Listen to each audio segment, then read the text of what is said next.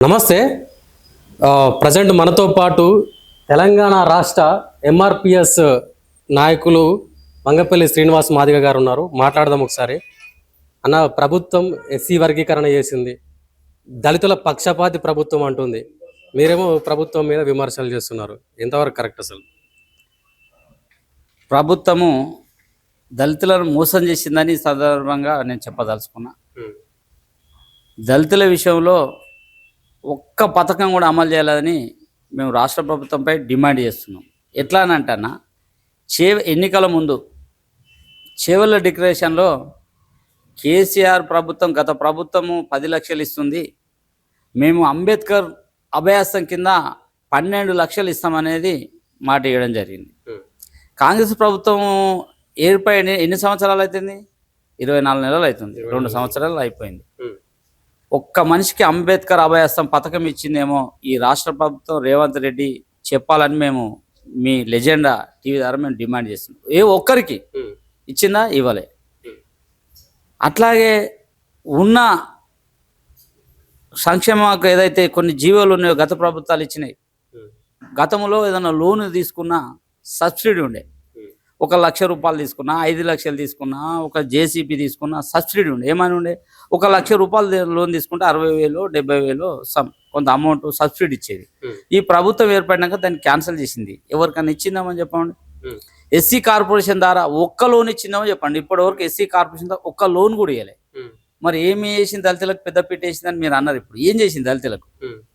ఒక్కటన్నా కార్పొరేషన్, మాజీ కార్పొరేషన్ మన ప్రీతం గారే చెప్తున్నారు కదా అన్న, మా దళిత పక్షపాతి ప్రభుత్వం ఎస్సీలను ఆదుకుంటుంది, కార్పొరేషన్ లోన్లు ఇచ్చాను అన్నాడు కదా. ఏ ఒక్కటి ఇచ్చిందో చూపాం. నేను ఒక్క లోన్ ఏర్పడి కార్పొరేషన్ చైర్మన్ గారు ప్రీతంగా అన్న గారికి అవగాహన లేనట్టుంది. మరి ఇచ్చింది ఒక పలాని ఇచ్చినాని ఒక పేరు చూపామండి. నేను పలాని పేర్లు ఉండాలి వాళ్ళ దగ్గర, గవర్నమెంట్ దగ్గర లిస్ట్ ఉంటుంది. నేను పలాని ఇంతమందికి ఎస్సీ కార్పొరేషన్ ద్వారా లోన్లు వస్తే నేను వీళ్ళకి ఇచ్చినని చెప్పమనండి.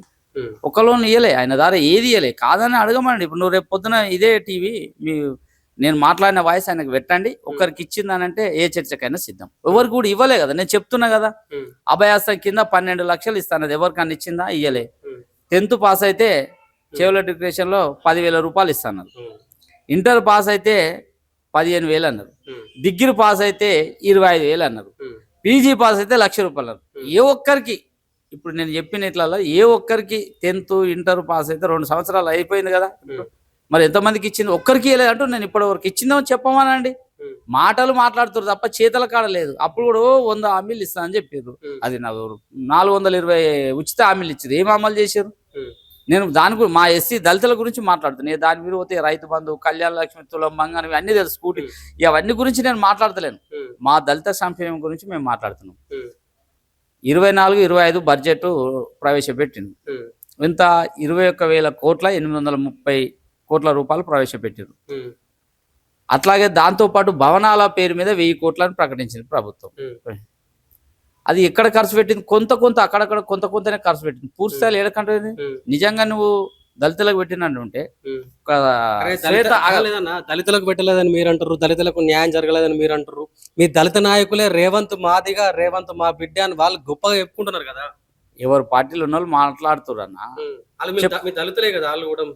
ఎవరికి మాట్లాడు? రేవంత్ రెడ్డి మాకు వర్గీకరణ చేసిండు, వర్గీకరణ మీదనే మాట్లాడుతుండ తప్ప సంక్షేమ పథకాల మీద ఏ దళిత నాయకుడు మాట్లాడి, ఏ టీవీలో మాట్లాడిండో చెప్పండి. ఎక్కడ మాట్లాడలే. మాట్లాడడానికి అవకాశం లేదు. వాళ్ళు ఇయ్యలే కాబట్టి వీళ్ళు మాట్లాడలే. ఒక వర్గీకరణ ముసుగులో ఇదంతా మాట్లాడుతున్నారు. ఒక వర్గీకరణ ఏదైతే సుప్రీంకోర్టు తీర్పిచ్చిందో అన్ని రాష్ట్రాలకు ఇచ్చినట్టు మన తెలంగాణ రాష్ట్రం కూడా చేయడం జరిగింది. ఇక ముఖ్యంగా మళ్ళీ మాదిగలకు అన్యాయం జరిగింది. నువ్వు వర్గీకరణ విషయం తీసుకొని వస్తే నిండు అసెంబ్లీ సభలో రేవంత్ రెడ్డి ఏమన్నారు? ఏదైతే సుప్రీంకోర్టు తీర్పిచ్చిందో దీన్ని నేను అమలు చేస్తా, ఖచ్చితంగా వర్గీకరణ చేస్తా. ఇప్పుడు నోటిఫికేషన్ గ్రూప్ 1, అప్పటికి గ్రూప్ 1 ఫిల్అప్ చేయలే, గ్రూప్ 2 కూడా చేయలే. నేను వర్గీకరణ అమలు అయినాకనే ఈ పోస్టులు నేను ఫిల్అప్ చేస్తా అని చెప్పిండు. చేయలే అప్పటికే. మరి మాకు న్యాయం చేసిండా? అలా మాదిగలకు అన్యాయమే జరిగింది కదా. 3 ఎంపీ సీట్లలో ఒక్కటి కూడా మాదిగలకు ఇవ్వలే కదా. ఇచ్చిండా? ఇవ్వలేదు. అట్లాగే రాజ్యసభ జరిగింది, మొన్న మాదిగకి ఇచ్చింది, అట్లా కూడా అన్యాయం జరిగింది. అటు మాదిగలతో పాటు ఇంకా దళితులకు కూడా అన్యాయం జరిగింది. ఏడే చెప్పిర్రాళ్ళు ఏ దళిత సంక్షేమ పథకాన్ని అమలు చేసిండో చెప్పమనండు. ఇప్పుడు చేవల్ల డిక్లరేషన్లే కదా, ఖార్గే గారి సమక్షంలో కదా జరిగింది. ఏ ఒక్కరికి ఇవ్వలేదని మీ టీవీ ద్వారా నేను కాంగ్రెస్ రేవంత్ ప్రభుత్వానికి డిమాండ్ చేస్తున్నా. ఒక్కరికి ఇచ్చినా అని చెప్పమండి. ఈ కండువ నేను తీసి నేను పక్క చేసి ఉంటాను సిద్ధం. ఒక్కరికి ఇవ్వలే. ఒక్క దళిత బంధు అభయాసం కింద 12 లక్షలు ఎవరికి ఇచ్చిందో చూపించమనండి. ఎవరికి ఇవ్వలే. మేము సిద్ధం ఉన్నాం. అందుకోసమే 2025-26 బడ్జెట్ 40,000 కోట్ల 230 కోట్లు 40,000 కోట్ల 230 కోట్లు రిలీజ్ చేసింది. ఎక్కడ ఖర్చు పెట్టింది? ఎక్కడ ఖర్చు చేయలే.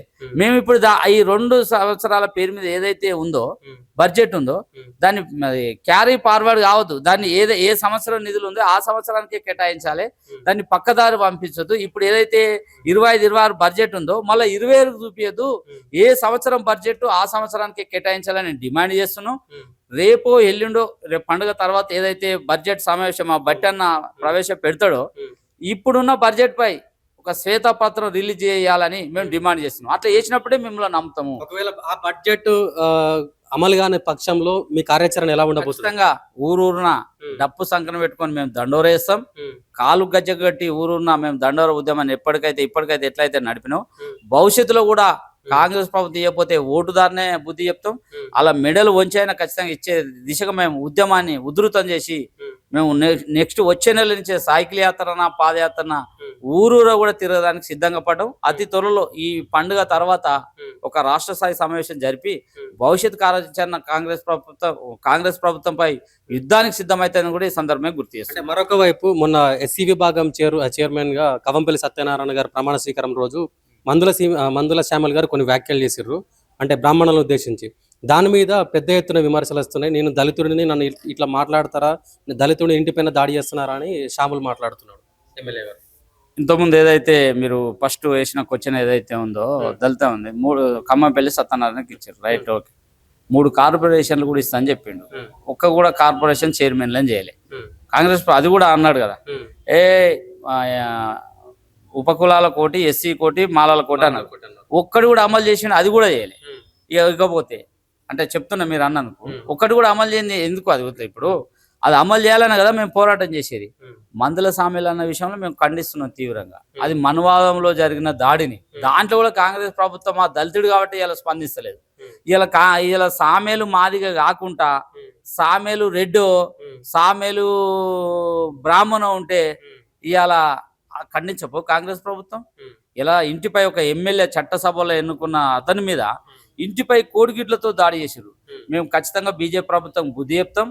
బండి సంజయ్కి గూటం దెబ్బ పవరేందో చూపిస్తాం. గతంలో బండి సంజయ్ ఇట్లే మా దళితుని మీద ఒక మాదిగ మీద మాట్లాడినప్పుడు మా గూటం దెబ్బ పవరేందో చూసినాం, కారు కట్టం తిరిగినాం. క్షమాపణ చెప్పేంత వరకు కూడా వదిలిపెట్టలే.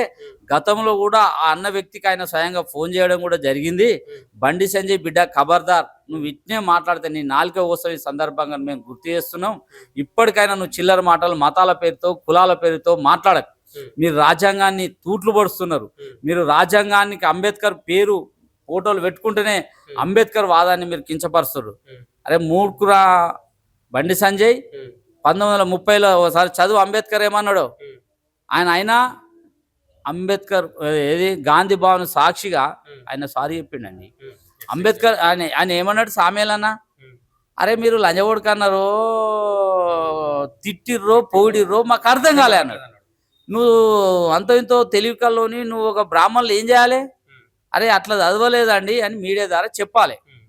మేము ఏదైతే ఆ మంత్రాలు మేము నిన్ను ఆశీర్వదించిన తప్ప లేదని చెప్పాలి. ఆయన తెలియలేదు అనుకున్నావు. నువ్వు మాట్లాడాలిగా, మేము అట్లా చదవలే అని చెప్పాలి కదా. నువ్వు ఇట్లా చదివినవరని నీ మీద దూషించలే కదా, లేకపోతే నువ్వు నన్ను తిట్టినవని నీ మీద వ్యతిరేకించలే కదా. ఆయన గౌరవంగానే నువ్వు తిట్టిండో పోయిడినో ఏమన్నో మాకు అర్థం కాలేదు అన్నాడు. నువ్వు అర్థమైతే మరి నువ్వు అర్థమైతే చెప్పకుండా దాడి ఎట్లా చేస్తావు? ఆ దాడిని మేము తీవ్రంగా వ్యతిరేకిస్తున్నాం, ఖండిస్తున్నాం. ఆనాడు ఏమన్నాడని అంబేద్కర్ గాంధీ జరిగే టైంలో 29-30 కాలంలో 1929-30 జరిగే సందర్భంలోనూ ఈ భారతదేశంలో భారతీయులకు అందరికి హిందువులకు అందరికి నేనే ప్రతినిధి గాంధీ అన్నాడు. నువ్వు మా ప్రతినిధి కాదన్నాడు అంబేద్కర్. కాదా ఇది ఏమని అన్నాడు? అరే మేము మోస్ట్ బ్యాక్వర్డ్ క్లాస్, మా కులమే ఇది, మాది ఇలా చెప్పులు కుట్టే కులం ఉంది, బట్టలు ఉతికే కులం ఉంది, కుండలు చేసే కులం ఉంది, ఇవన్నీ కలిసి మేము బ్యాక్వర్డ్ క్లాసెస్ అని చెప్పిండు. అంబేద్కర్ గురించి చదివితే తెలుస్తుంది ఈయనకు బండి సంజయ్కి. మరి మమ్మల్ని మేము హిందువులమే అయితే మమ్మల్ని బల్లల్లోకి రానిచ్చిర్రా? మేము హిందువులమే అయితే మమ్మల్ని గుళ్ళల్లోకి రానిచ్చిర్రా? మేము హిందువులం అయితే నీతో పాటు సమానంగా నీ ఇంటికి తీసుకుపోయి మాకు అన్నం పెట్టినవా? మేము హిందువులమే అయితే మందుల షామేల్ గారే చెప్పారు కదా, నన్ను మంచినీళ్ళు పోయాలన్నా దోచడితోని పోసిరు నాకు అని చెప్పేసి. మరి నేను ఏమంటున్నా, ఆయన ఒక మాట ఆయన క్షమాపణ చెప్పిండు. దీన్ని అంతటితో ఆగిరా? కులాల మీద రెచ్చగొట్టే చూస్తున్నారు కదా, మరి కులాల మీద రెచ్చగొట్టే కదా. అందుకోసం ఆ దాడిని ఖండిస్తున్నాం.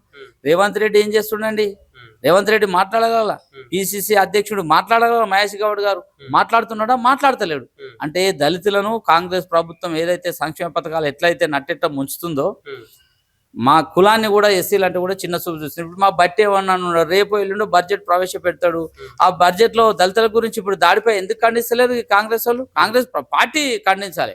మా దళితులు పోయి, మా వాళ్ళే పోయి, నిన్న వీరేష్ అన్న గాని మా దళిత మేధావులు గాని అక్కడ పోయి మాట్లాడుతున్నారు తప్ప నీ పార్టీ పరంగా ఒక స్టేట్మెంట్ రాలేదే, నిన్నటి వరకు రాలే. మరి ఇలా 10 గంటల నుంచి అయితే నేను టీవీ చూడలేదు. మరి ఏమన్నా ఖండించారు? మరి ఇప్పటి వరకు మీరు ఎందుకు మాట్లాడలే? ఈ రోజు వరకు కూడా వీళ్ళు దాడి జరిగి 2 రోజులు జరుగుతుంది కదా. మరి నీ పార్టీ పరంగా అదే రెడ్డో, అదే వేలమో, అదే బ్రాహ్మణో ఉంటే ఇలా మీరు మాట్లాడపోదురు. కాంగ్రెస్ ప్రభుత్వం మాట్లాడతలేదు. అందుకే మేము తీవ్రంగా వ్యతిరేకిస్తున్నాం. పార్టీ కూడా దళితులు అంటే చిన్న చూపు చూస్తుందని మాకు స్పష్టంగా మా కళ్ళ మూట అవపడుతుంది. అందుకోసమే కాంగ్రెస్ ప్రభుత్వంపై మేము యుద్ధానికి సిద్ధపడ్డాం. ఉద్యమాన్ని ఉధృతం చేస్తాం. ఈ దళిత సంక్షేమం మీద ఏదైతే ఉందో ఆ అమలు చేయకపోతే తిరుగుబాటు తప్పదు రేవంత్ రెడ్డి అని కూడా ఈ సందర్భంగా గుర్తు చేస్తున్నాం. జై భీమ్, జై మాదిగ. రైట్, అంటే ఇది పరిస్థితి. ఖచ్చితంగా నెక్స్ట్ విడుదల చేసే బడ్జెట్లో మా దళితులకు న్యాయం చేయాలి. లేని పక్షంలో రేవంత్ రెడ్డి మేము ఏం చేయాలనో అది చేస్తాం. మేము ఊళ్ళల్లో తిరుగుతాం, మా దళితులందరినీ ఏకం చేస్తామని ఎంఆర్పిఎస్ తెలంగాణ రాష్ట్ర అధ్యక్షులు వంగపల్లి శ్రీనివాస్ మాదిగ గారు హెచ్చరిస్తున్న పరిస్థితి కనిపిస్తుంది.